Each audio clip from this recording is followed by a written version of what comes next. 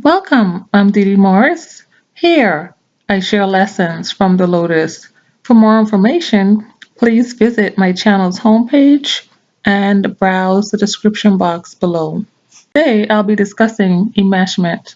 Enmeshment is a therapeutic term that is sometimes misused and oftentimes misunderstood. So, just what is enmeshment and how can a family recover from this dysfunctional relational pattern?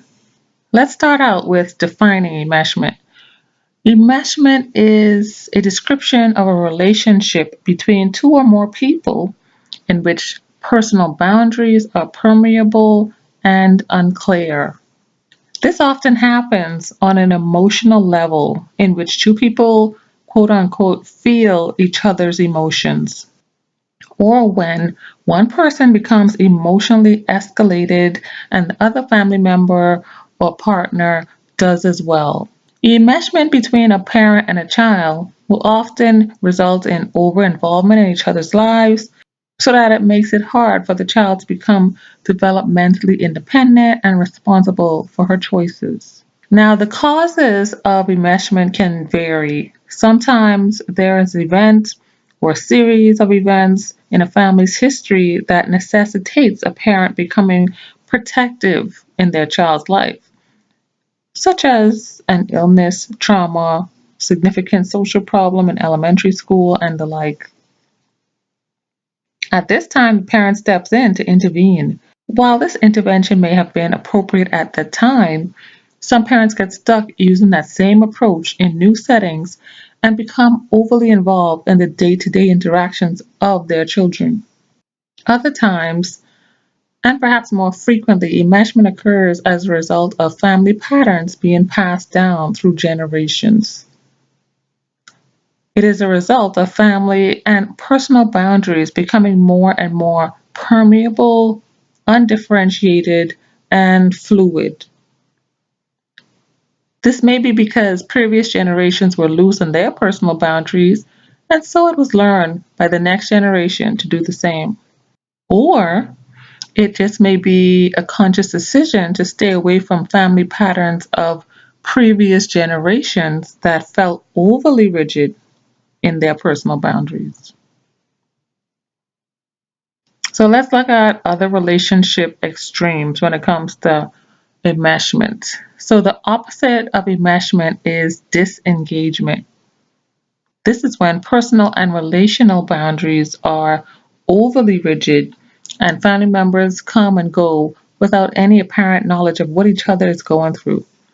This can be just as problematic as enmeshment. In its extremes, disengagement can be more difficult to work with because it's easier to teach an engaged relationship how to redirect some of their energy than it is to get a disengaged relationship to engage. A good relational balance involves family members recognizing that they have different emotions and they can make independent decisions while also recognizing that their decisions affect each other. In such relationships, a parent can see that their daughter is upset and anxious and can even empathize with her.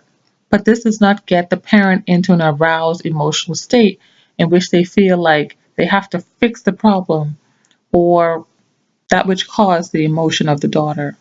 In this case, the parent would empathize and show nurturing concern for their child, but also allow the child the emotional space to solve his or her own problems. Families involved in relationships are often the last to see it, but with awareness, you can start to recognize some of the signs.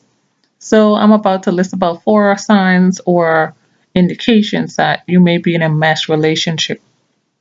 Number one, if you cannot tell a difference between your own emotions and those of the person with whom you have the relationship. Number two, if you feel like you need to rescue someone from their emotions. Number three, if you feel like you need someone else to rescue you from your own emotions. Number four, if you and another person do not have any personal emotional time and space. These symptoms indicate that your relationship might benefit from the help of a qualified family therapist. Hopefully this is helpful to you and enlightening. Please browse the description box below. Till next time, bye-bye.